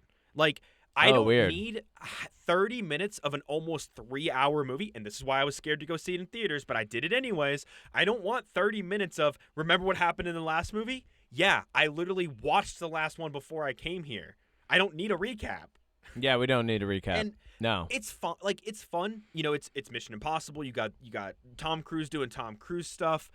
But at the end of the day, I'm jumping off a plane. Movies are back, baby. I think, and maybe this might just be me. I used to love this franchise. I used to love this franchise a lot. But I think this one and the one before it just felt very empty. And I think Mission Impossible kind of did the same thing that a lot of big franchises do, and that's there's a lot of characters that get introduced along the way, and then they just mysteriously disappear for no reason. Like Jeremy Renner's character just vanishes after 2 movies. His wife just vanishes after 2 movies. Alec Baldwin dies after 2 movies, but maybe he wasn't dead. Like, it just... And spoiler alert, there's a moment in this where a main character dies. I'm not going to say who, but a main character does die in this. Tom Cruise. No. And that's the thing is, like... Ethan Hunt doesn't For die. a movie called The Final Reckoning, this didn't feel very final because at the end of the movie, and obviously he saves the day, so quick spoilers for Mission Impossible, although if you haven't seen it at this point, I doubt you're going to. At the end of it, he gets the AI algorithm MacGuffin device, and the government who was chasing him being like, you're too rogue, Ethan Hunt, is like, well, you can have this super powerful device and just disappear. And he's like, okay, I will. Bye. So it doesn't end in a way that makes it feel final. Well, and there's the phrase "kill your darlings," right? Like when it comes to writing. Yeah, He should have died. He did die. He did die in this. I think he drowned and came back to life, Kevin. I think we have a problem in American cinema where writers don't kill their darlings enough. And, like, there's not enough of a precedent of it yet. Exactly. So that, like, when people go to the cinema, they expect the main character to come back. Exactly. You know? Yeah. Here's a thing I did this month. I went and saw Kingdom of Heaven in theaters. Well, hold on. And I want to finish. They do kill your darlings in that movie. Yeah. Mission Impossible, though, they did kill him. He drowned, and then he came back to life. But that's what I mean, is people expect that. Well, that's the thing. They're like, oh, but he's the main character. And so, like, I think, not in general, but I think a lot of, like, American audiences have been kind of babied by just the way that things are written here. I think when you watch a movie, and I can't think of any off the top of my head, but I know I've watched a couple Powder. Recently. The movie Powder. Did you watch the movie Powder? Where main characters die. And I think that's fine. You know what's funny is I was just riffing, but that's a really good example. You ever watch the movie Powder? No, I haven't. Oh, okay. You should watch it. It'll make you cry. It's really good. I don't want to cry. But well, you should watch it anyway. Mission Impossible was a letdown. Okay. And, you know, last weekend I saw Lilo and Stitch, and I was like, oh, maybe I won't go see Mission Impossible in theaters. I even told you that. I was like, I'm going to wait. Let it come out to streaming. You know, if it's over 2.5 hours, it has to be a movie I really want to see for me to go in theaters. Yeah. And I was like, well, let me go see it. I'm going to go see Friendship this weekend. So if that's any good, I'll talk about that. That looks good. I'll talk about that one. Looks good. I want to see that movie. But I am very much right now looking forward to F1 with Brad Pitt. That is, I think it's going to be good. Oh, yeah. It looks like my kind of movie. Yeah. No, that does seem like a good action film. Yeah. Yeah, for sure. I like Ford we v. need a good F1 movie. And actually, dude, you saw Gran Turismo last year, right? I was saying Gran Turismo. Did we talk about that Ford last v. year? Ferrari, like all of these kinds of movies. Did we talk about Gran Turismo last year? Right? Oh, Gran Turismo was really good. We could do Days of Thunder. We could do Gran Turismo, Need for Speed. When we do the episode for the F1 movie, we should definitely next week rank some race movies. Yeah, Talladega Nights got to be in there. That's a terrible movie. And I love it. Going with I love Talladega Nights. It. So going with the quality over quantity thing, like, you know, just comparing. Like, I have seen obviously less over this month. Just, you know, Andor. I've got my book. I've actually not even kept up with anime this month, which normally I do. Did not. So, but I did go to theaters with one of my favorite people ever, Micah Khan, to go see the 20th anniversary director's cut re-release of Kingdom of Heaven. Yeah. And I gotta say, that movie is fucking phenomenal. Not only that, we went to an AMC that had curry popcorn. and that was perfect. I go to AMC. Yeah, spicy curry popcorn was amazing. And Kingdom of Heaven, here's the craziest thing about Kingdom of Heaven. So Kingdom of Heaven got released shortly after Gladiator, right? So it's a Ridley Scott movie. It was released after Gladiator. It's it's like the spiritual successor to Gladiator. And I know a lot of people would say, but there's a Gladiator too. And to them, I would say, fuck you. You're not paying attention. And it's a bad movie. It's a bad movie. And it's just Gladiator 1 all over again. Even people who saw Gladiator 2 that maybe aren't cinephiles recognize that.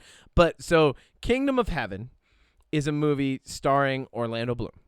And it has Liam Neeson in it, and just the cast is banger. Like, the cast is through the fucking roof, amazing.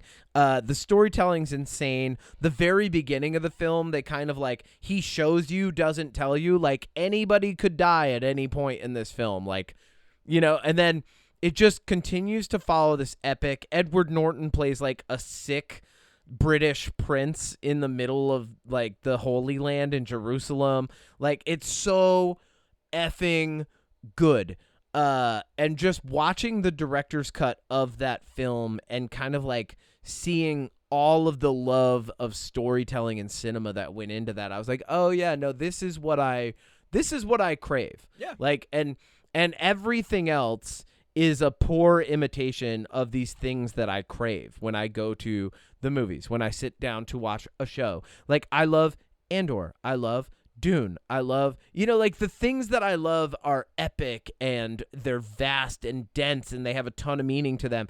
And yeah, I can watch other things that are just for entertainment, but I don't tend to choose those, And so that was the week that I remember messaging you. You're like, you won't go see, I forget what movie it was. You're like, you won't go see this movie this week. Oh, you're like, you won't go see Thunderbolts in cinema, but you'll go see a 3-hour re-release of a 20-year-old movie. And I was like, yes. And then I said, I respect that. I said, I respect that. Yes, I know. But I was like, yes, 100%. Yes, Fair. That's the choice that I made this week. Because I don't want to go spend $40 to go to the theater to see 2 movies and have one of them be a pale imitation of the Avengers and the other one be an epic, amazing cinematic experience. And that's kind of the risk that you take, and you have to be willing to take the risk. But as more stuff comes out, going back into the quantity versus quality thing, as there is a higher quantity of entertainment produced versus a higher quality with less entertainment being produced, I want to take that risk less because there's more opportunities for that risk to fail and me to feel like I lost money and time. I don't disagree. I mean, again, I've said this before and I will say it again. There is a small part of me that's like, man, I am almost like, I don't have to. How small is the part of you? 5% of me right now is like, I could just stop going every weekend to the movies. I could stop doing this. No one's forcing me. But if I didn't have the AMC pass, I wouldn't do this. And I'm not doing this again next year. And this is something. Well, you also have your channel. And this you produce content around this stuff. Seeing new releases, I know a lot of people have said, oh, you should tie that into Magnum Opus. I'm not going to. That's not what Magnum Opus is. Magnum Opus is for bad movies that people know about. New releases don't count. But I don't disagree with you. I think my thing is TV shows are hard for me to consume right now because with a movie, I'm like, this is 2 hours. I'm done. We're good. But with a show like Andor, some of those episodes are over an hour long. But I don't blame you for being picky on what content you consume. I think I'm enjoying being in this tornado of bad content that I've put myself in willingly. That I've it's more like a toilet flush of bad content. Let's be real here. I've strapped myself in for the merry-go-round of shit hitting me in the face. A porcelain typhoon. Yeah, a porcelain typhoon. I like the way I'm describing. I like it too. And I think that this month I watched all 6 of the Sony anti-hero Spider-Man movies back to back. That's gross. In one sitting. Yeah, I don't want that. And to everybody that I've told that to, they're like, "What? That sounds awful." They're like, why would you cannot express how much fucking fun I had watching those movies and writing my script and that was so much fun. Yeah, but you were a little high, right? Oh, absolutely. Oh, yeah. See, Yeah. that's why. Yeah, you got to explain that part to people. You can't just be like, I watched these 6 films back to back that are all known to be bad. You have to go, no. I watched these, but I was high. Yeah. And I had little treaties, little snacky snacks. And there's a purpose for it, And there's a purpose. And I might make money off of it. Maybe. Are you going to make money off that? Probably. I hope you do. Me too. Cool. Last little bit. Let's round it out. Big news from this month. I know we said there wasn't news, but now we're talking about all these things that happened. Sleep Token, new album. We talked Crushing about it. Number 1. No, we didn't talk about that yet. Oh, well, we talked about their album. Yeah. No, not yet. Yeah. On this episode? Not this episode, but we've talked about their album. What are you? Oh, you and me. Well, on the last episode, we talked about Sleep Token. It was our jam. Oh, that's because the new album was coming out.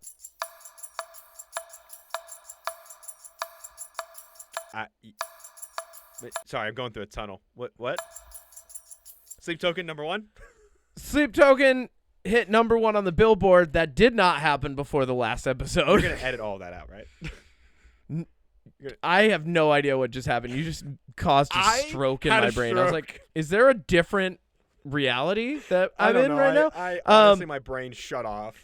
Yeah, it did. All right. Sleep Token's new album, Even in Arcadia, came out. There was a puzzle that was associated with it. Fans are having a great time. They are one of the most versatile metal, quote-unquote, bands out of there. I would say, like, they're actually, I wouldn't say genre-less, but I would definitely say, like, progressive rock is the way that they lean. There's a lot of different influences that go into that. This album tends to lean a lot on, like, R&B and even a little bit of, like, reggaeton. Like, I would no, not reggaeton, but like it definitely leans into more rhythmic. It's so hard to classify. Like just R&B. Like I'm just gonna say R&B. There's a lot of rhythm. There's a lot of blues. There's a lot of rapping. Is my favorite Sleep Token album. Cool. Yeah. So far. Period. Like out of all of them, out of all 4 of them, this is my favorite. Okay. I really, really, really like this one. Why? Explain for the listeners. Well, I said this to you. Damocles is probably going to be my favorite song of the year. Damocles. Really, really love that song. Yep. But ultimately, I think that this sound for Sleep Token is just really good. Like, I think that their sound overall on all their albums is fucking incredible. But I think that I was really surprised from the moment I started this album, from the first track to the last track. The first time I listened to it, I was just like, wow, this is a totally different but same but new but familiar experience with this band that just unlocked a whole new relationship with them. And I specifically think from track 8, 9, and 10 back to back tell an incredible story about moving on and pain and loss and hurt and acceptance. And it's just Damocles, Gethsemane or Gethsemane or whatever. That one is my second favorite song on the album. That's most people's, like, a lot of people, that's their favorite. Number 9. And then Infinite Baths. Awesome. Yeah, and then Infinite Baths rounds the album out. My favorite song's Past Self, which is Past Self is good. Wild. Like I never thought that my favorite song on a Sleep Token album would just be like the Zelda music background fucking I love it. R&B song. Like every time I hear it I'm just bobbing my head back and forth. Like I love Caramel. Like too. So good. It's a good album. Good album front to back. They No really surprise. haven't missed, in my opinion. They're 4 for 4 on their albums. Like, yeah, truthfully. I would say my favorite album, I don't know. I think my favorite album still This Place Will Become Your Tomb. That's a good one. Just phenomenal. Yeah. Like, and like when that album came out and I went and saw them in the middle of New York with like 150 people, like that was such an interesting experience because like I think everybody who was there for Sleep Token was like, this is some cool shit, guys. Like we're in on the ground floor of this shit. I'm really pumped to go see them this fall. I love that they hit number 1 in so many countries for album, on the charts. Like it really, and I'm not someone who cares about the Billboard, right? So for me to like step outside of that normal, like, oh, I kind of don't care who's number 1, like, and then go, hey, look, the thing I like is number 1. I think that's part of the reason I don't care is because, well, and I have enough self-awareness to know that most of the bands that I like and most of the artists that I like aren't in the top 10. You know, like they're maybe top 100. I feel Even you. if they're phenomenal, like even if they're super talented, like Aesop Rock just released a new album. Actually, that'll be my jam. But Aesop Rock just released a new album this week and literally came out. My eyes lit up and I was like, hell yeah, that's not going to be like top 10, I don't think. Like if it did, that would surprise me even more than Sleep Token for him to break the top 10. Right. But he's super talented and I love everything he puts out. Yeah. You know? Yeah. I'm with you. But yeah, so Sleep Token doing that and really just like proving everybody fucking wrong and being on this like they really have like proved a lot of people incorrect who assumed that they were just like a kitschy niche band that was going to like fall by the wayside or a trend or whatever.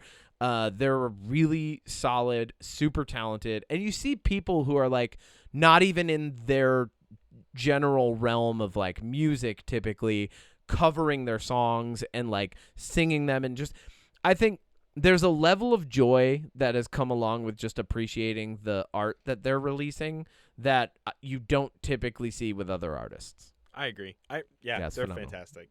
Yeah, they're so great. Yeah. And like part of that is that they got masks on, so we're not too worried about like they've got masks on and like we're not like seeing fucking, you know, tabloid news like, oh, Sleep Token got into a drunken Did limo you see accident that this lady? week. You know, like There's a lady on TikTok apparently that said that Sleep Token should be canceled because they're doing blackface. that lady should be canceled. that lady's TikTok should be revoked. Yeah. Like they're doing black. Shut the fuck up. No, they have masks on. Shut up. Okay. Yep. You know, this might surprise you, Odie. Stuff like that usually doesn't make it to me. No, Like, I'm surprised. I had it to find out usually from doesn't somebody even else. make it my way as far as news goes or anything in the social realm. That stuff usually doesn't make it to my doorstep, let alone my For You Honestly, page. somebody told me that knows I like Sleep Token because they know I don't Yeah, have it's like, TikTok. did you see a lady? She said that they're doing blackface. I'm like, no, that's fine, whatever. Yeah, like, shut up. yep, she can have that opinion, and I'm guessing a Bible Belt state. I don't see like Whatever. I don't really have like all the news that I saw was like Avengers is getting moved back to December of 2026 and December of 2027. That's so fun. Like some casting stuff, some sequel announcements, but nothing that I feel like we really missed out on. Here's a couple things. Wheel of Time got canceled, and Yeah. I had no idea. Like, I didn't even know that. I've heard of that show. I tried. Okay, so here, we'll round this out with it. I tried because I've I heard so remember much this. about these books. Yeah. I tried so hard to get into that show. I watched the entire first season. I got to the end of it. I was like, that wasn't really that good. And I normally don't give a show that much of a chance. And so you just Normally said you by, should like- give it like an episode or two. I normally don't give it that much of a chance, but here and there, I would just turn on an episode. Like it took me probably half a year to do it, but here and there, I would turn on an episode and go like, all right, let's see if this gets better. And there were some promising moments. Like there was enough in each episode to make me go, okay, that's interesting. I'll check that out. There very clearly was a campaign during this new season trying to get people to watch the show, and I know it was a campaign because there were people that I've never seen posting about Wheel of Time before posting shorts about Wheel of Time, and a lot of them were like the same moments. So I'm like, oh, people got paid to do this. But like, so like when that popped up, I was like, oh yeah, that show's still going. They're on season 3 now of how many? Like probably 9, 10, right? Canceled. When I saw that it got canceled, I was like, oh yeah, that's fine. And like the thing that I saw was like, sign the petition to get it uncanceled. I'm like, No. nah, I'm good. I didn't even watch the new season. So like that happened, and then I texted you this just last night. Rings of Power season 3 is coming. Oh yeah. And I'm like- I already forgot you said that or mentioned that. And I was like, I can't believe this is getting a season 3. I can't believe I'm still watching this. Like, there's very obviously a part of me that still like, despite my quality over quantity, they're like, and here's the thing: Rings of Power, for all rights and Rings of Power season 1. There are so many like moments and even full episodes that I'm like, no, this was good. I enjoyed this. All right, cool. Like, and there's a lot of cool things that are happening in it, and I'm not such a Tolkien stickler. I mean, I've got fucking Frodo and Gandalf hung above my laptop right now. I look at them while we podcast, but like, I'm not such a stickler that I'm like, oh, it's fucking different. But like, there were definitely really big moments that I was like, oh no. And like the end of season 2, spoiler alerts for Rings of Power season 2, the end, they reveal that the wizard who fell from the sky in the first season is Gandalf, it turns out. And I'm like, when it got to that, I was like, that was kind of a big letdown, guys. With like, Lord of the Rings, you have the same relationship I do with Star Wars, where even if the content's not that good, you still watch it because you're invested, whether you kind of realize it or want to be or not. I want to care, yeah, exactly. You know, and like even when I see it doing bad, I'm like, ah, you kind of let me down again. But all right, whatever. Keep going, buddy. You'll get there eventually. But yeah, I mean, I could reread or rewatch the Lord of the Rings at any given moment and still appreciate it for what it is, right? Like it's kind of perfect for me. Why? Because I have a video coming out about why Lord of the Rings is bad. What? Yep, next weekend on Magnum Why? Opus. Stay tuned. Why? Sizzle. Why? What's your jam, Kevin? Why would you do that? I already said my jam. My jam is A$AP Rock. He is fucking phenomenal. What? A$AP Rocky? No, A$AP Rock. AESOP space ROCK. He released a new album called Black Hole Superette, and it is fucking phenomenal. He is someone who's like, he's a rapper, but he's actually just having fun with his fucking music. Like, it's kind of funny. Like West Side Gun, Action Bronson, A$AP Rock are all kind of like, they're like 3 different versions of this rapper that I happen to like. Like, West Side Gun is definitely like the most serious and like quintessential classic like rap lyricist of all of them. And then you've got like Action Bronson, who's like he's kind of cartoony. He's a lot of like personality.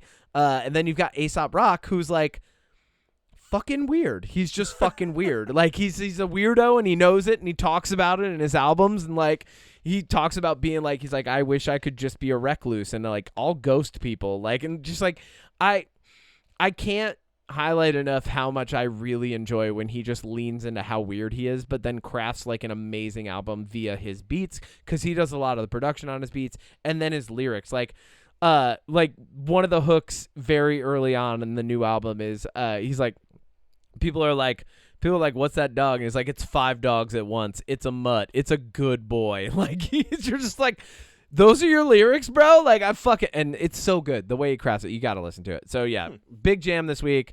Black Hole Superette, specifically the track Movie Night, where the hook is, what's that dog? What's that? All right, and what's your jam?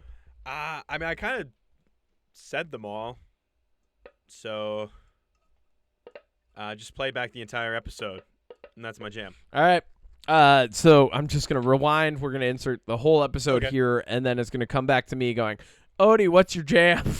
I will say I've always loved this album, but I've been listening to a lot of the Bad Omens OST album. You do love that album. I really do, because, and this kind of goes in with Sleep Token a little bit, but I will say, as a Bad Omens fanboy, of them being my favorite band, I'm going to lean a little bit more towards them and say that I think their sound difference is a little bit more diverse, in the sense that Bad Omens can literally have a singer from another band come onto their track and it still sounds like Bad Omens. Noah Sebastian can go onto another track and he still sounds like Bad Omens. I think that even when they're doing this more techno, lo-fi beats on the OST, where they're collaborating with artists that aren't really in their sphere, they still sound like Bad Omens. And I think that says a lot. And that's kind of how I feel about Sleep Token. Bad Omens is heavy 21 Pilots. I mean, really, like, they're just like kind of, we don't care what genre we're writing. Sleep Token, I think, has more of a cohesive sound throughout all of their songs. Definitely. And you're right. Like, if you, at this point in their discography, threw a fucking feature in, I'd probably be thrown for a loop. Yeah, like I would be like, wait, hold on, that's not what I'm used to. I also think that with Bad Omens, like, if their next album was country, there is a chance I might like it, like, genuinely, because I think that's where I don't think it will be. I don't know when their next album is going to be. I wish they would release one. But the OST if Bad album, Omens releases a country album, I'm gonna be mad. if they do, I'm going to shit myself from confusion. But Yeah. I honestly, what I really want from them is an entire lo-fi album. Their lo-fi beats on that album of their hit songs, that's what I listen to when I edit a lot now. I think it would be cool if they did like their whole discography lo-fi, because you could probably do that pretty easily. Yeah. Like, I mean, lo-fi beats are not crazy hard to produce. It sounds wild to say that, but like I've seen it. Well, I mean, and you make like, music, you can say that. Yeah, I know what happens with those. Like, it's not that hard. I mean, the hardest part might be if you're like taking a melody and writing the guitar lick, but a lot of times because it's lo-fi, what you're actually doing is stripping it down and simplifying the main melodies that people pay attention to and putting them over instruments rather than singing them. So, like, yeah, they could do that. Let me put it this way. A band like Bad Omens that's so talented could do that, no problem. I really wish they would, but they're always on tour. I really wish it would. Shut up. Cool, man. So next week, here's what I'm bringing. Final Fantasy released with Magic the Gathering. I'm so fucking hyped on it, so I'm pumped to talk about it. Is there anything coming out this week that you want to talk about other than Friendship? You're bringing Friendship next week? It's going to be tricky because I'm seeing Friendship. Mm-hmm. Next weekend is the new Wes Anderson movie. What's that? It's called The Phoenician Scheme. Oh! When does that come out? This upcoming weekend. Oh! Yeah, no, I'll go see that. And I'm going to go see Ballerina, the John Wick spinoff. Oh, cool. So you're bringing a ton, but I'll tell you what, I will see. Here we go. You bring the quantity, I'll bring the quality. Can we talk baby. about that next week? I'm going to go see The Phoenician Scheme this week. Scheme? Can we talk about that? Because like, I really like Friendship, but I feel like once it's done with its major theater release, it's going to be like on streaming so fast. I'll let you know how it is, and we can always save it. I want to go see The Phoenician Scheme for sure. Yeah, and I'd rather you talk need about to that. fucking finish Andor is what you need to do. I will. And Wes Anderson is one of my favorite directors, and Asteroid City was one of my favorite movies the year it came out. I would say like universally, because I like just going off of like the directors that we love, I would say Wes Anderson is the one that we agree upon the most as like being a phenomenal director, right? Are there any others? I mean, we both like Robert Eggers, right? I love Robert Eggers. I mean, cool. Do you like Matt Reeves? Remind me what he did. He did the Batman. So I do like Matt Reeves, but I think I like movies. Wes Anderson more. I like Wes Anderson more. Okay, yeah. So like, I think Wes Anderson is like I'm trying to think about our other directors podcast's we like. favorite director. We like Robert Luc Eggers. Besson. I love Luc Besson. Yeah. I like his style. There's a couple others that I know he's like. problematic though.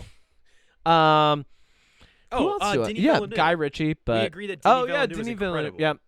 Yep. Okay, so Wes Anderson and Denis Villeneuve, favorite directors on the podcast. Like, I like a couple Christopher Nolan movies, but I'm not a Christopher Nolan fanboy. No, me neither. And I'm not like I'm not a fanboy on I'm anything. Not a James Gunn I fanboy. love Superman looks good, but I don't think James Gunn's an incredible director. I don't think I've disliked a movie that Ridley Scott has done either. I have. But Denis Villeneuve, Gladiator which one? 2. He did that? Yeah. Oh, shit. Well, there you go. Yep, Wes Anderson, unanimous. Okay, Denis Villeneuve, unanimous. But yeah, Phoenician Scheme next weekend. That's what we'll talk. That it looks good. It's got Benicio del Toro in it, doesn't it? Yeah, it looks pretty fucking wild. Javier Bardem. That's who. Fucking Benicio del Toro. Oh, here's what we can go out on. When we last were talking about Andor, I was calling Diego Luna Oscar Isaac like a fucking idiot. I thought you were talking about Poe.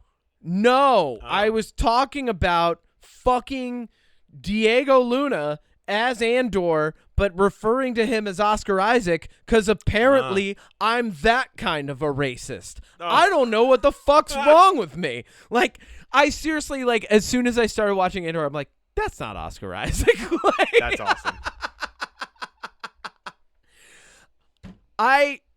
And the only thing I can think is, like, I mixed them both up because they have Spanish names and are in Star Wars movies. Like, and they're both kind of like pilot guys, right? Like, they're both like, people are like, they're really good pilots. And you're like, Oh, Oh, okay. Yeah, But I guess one so. has the cringy line of Palpatine returning, I fucking and the hate other is that Diego line. Luna. Yes, and the other is amazing, Yeah. and was part of the most perfect Star Wars thing ever that you're gonna watch this week. You're gonna Nah. watch it, right? That's cool. If you don't, you have to eat guacamole Doritos and drink coffee. Can I pick what flavor of coffee? No, Can it be a spicy you have to drink mango black iced coffee? No, just black coffee with guacamole Doritos. You have to suffer like I have suffered Can my coffee for be our spicy? art. I don't know why I did that. That was a chaotic decision. I'm glad it lasted. It didn't. It did. And it shouldn't. And we don't endorse this. Happy 100, Welcome to everybody. UnPop Podcast, episode 101. Nope, All the things one- we don't endorse in the Phoenician Oh. scheme. Oh, okay. I thought you were saying No, this this was episode 100. 101, and I was like, No, this was 100. This is 100. No, we've done more than that. I don't know if you know this. We've done more than 100 episodes, but this is the proper episode 100 because we have like the little ones in between. We've had right. unnumbered episodes Yeah, here that's and there. Yeah, a little catch up one. We'll have to do a Like deep if we dive. ever do an episode, huh? My next deep dive is going to be about UnPop. Why would you do that? Why would you bring UnPop to UnPop? Okay, in episode 3 of UnPop, Kevin at minute 46, second 13 says I'm pretty this. sure episode 3 is Colt 45 and 3 Chris Pratts. I'm pretty sure that's the title of that episode. Because I have to go through this shit. I'd say that's you. That's your job. Because I'm the editor and shit. Yeah. Of this. You're the boss. Why am I? Why are we just falling apart at the end of this? Do the thing. Do the thing. No, I'm not doing the thing. thing. I'm gonna talk. No, you know what we should do? We should talk it out. We should do a new thing. We'll talk it out like news people. Okay. But instead of like fading out and like the audio going away, it's just us talking, and then like the music comes over it and eventually washes us out. You know. Okay. So that we're just going back and forth, talking about random things. What's the You know, prompt? like, huh? What's the prompt? There's no prompt. Oh, no prompt. It's just you and me. We have to prompt ourselves. What's the? We have to ourselves. be. Okay. The prompt is impromptu, Impromptu. and we're going impromptu. Sounds like Electric Nosferatu, Boogaloo. It does which sound is a like movie Nosferatu. From Robert Edgers. Wouldn't it be cool if they did Nosferatu, but it was was the a sequel? second Nosferatu? Just like a big 2 on it? No, with a 2 at the end. Yes, Yes. Nosfera, And- and then just instead of TU, it's just 2 T-O-O. at the end It's of it. T-O-O. Robert Eggers is Nosferatu. That I feel like that would be in the same bin, the same trash bin as Gladiator, too, for absolutely. sure. Nosferatu. But it's T-O-O Like- is what I'm saying. Oh, It's like, and then there's 2 fangs on either side of the 2. You know, like then 2 that's emblems the of movie Japan. poster. That would be the fucking worst. And there's 2 I would Lily Rose love Depps in hate it. that. That's as bad as if you were to do like a fucking second like the Viking movie or you know like any really any Kingdom of Heaven 2? the Vivitch 2 like Kingdom of Heaven 2. Kingdom of Heaven 2 would be horrible. It's like Kingdom of Heaven 2 Back to the Holy Land. Kingdom like of Heaven 2 back in the just habit. fucking yes. Oh, Back in the Habit. Whoopi Goldberg. Bring Whoopi Goldberg in, baby. She's like, That's what we do. Whoopi Goldberg in Kingdom of Heaven 2 is what we need. Just singing gospel songs in and out of her own time frame. Love Like just fucking yep. That's what we need.